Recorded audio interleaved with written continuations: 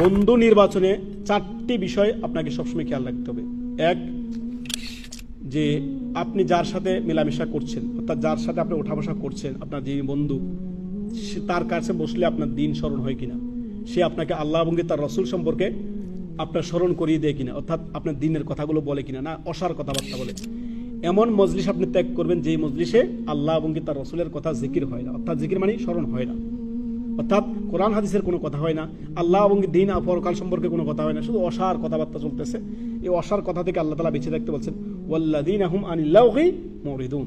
সমস্ত কথা কাজ অপছন্দনীয়, অন্যায়, অসার কথা কাজ থেকে আপনি বেঁচে থাকবেন। 1 নম্বর শর্ত হচ্ছে যে এমন কারোর সাথে আপনি বন্ধুত্ব করবেন যাকে দেখলে, যার সাথে মিশলে আপনার দুনিয়া ও পরকাল, আল্লাহ এবং তার রসুলের দিন সম্পর্কে মানে পরকাল স্মরণ হয়।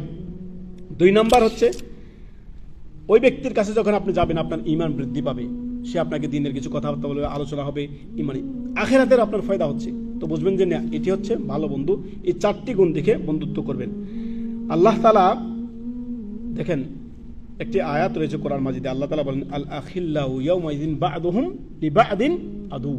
অর্থাৎ এই যে দুনিয়ার যে বন্ধুরা রয়েছে, দুনিয়ায় যে আপনি বন্ধু দোস্ত পাতাই না আমরা, এই দোস্তরা সেই দিন আপনার শত্রু হয়ে যাবে।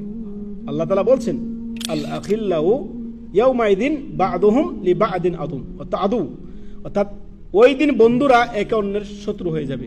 কেননা আল্লাহ তাআলা কোরআন মাজিদে, নবী সাল্লাল্লাহু আলাইহি ওয়াসাল্লামের হাদিস রয়েছে কোরআন মাজিদে, যে ওই দিন বলা হবে প্রত্যেককে, কিয়ামতের হাসরের মাঠে বলা হবে যে যার অনুসরণ করতা ফালিয়াত্তাবি, যাও তুমি তার অনুসরণ করতা। দুনিয়াতে তুমি কাফেরদের অনুসরণ করতা, যাও কাফেরদের সাথে, হিন্দুদের অনুসরণ করতা হিন্দুদের, যাকে যে অনুসরণ করেছে দুনিয়াতে তার সাথে তাকে বল যাও, ওর সাথে তুমি তোমার হাসর তার সাথে। রাসূলুল্লাহর একটা হাদিস আছে না, মান তাশাব্বাহা বিকাউমিন ফাহুয়া মিনহুম, যে ব্যক্তি যেই জাতির অনুসরণ করবে সে তাদের দলভুক্ত হয়ে অন্তর্ভুক্ত হবে, তাদের সাথে হাসর তার হবে। সুবহানাল্লাহ।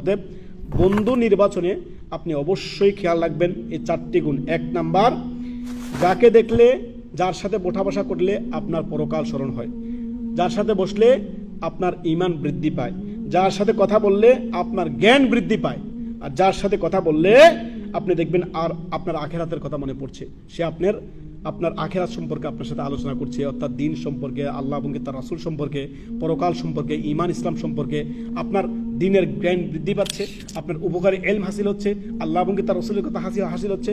এই বৈশিষ্ট্যগুলো দেখে বন্ধু নির্বাচন করেন।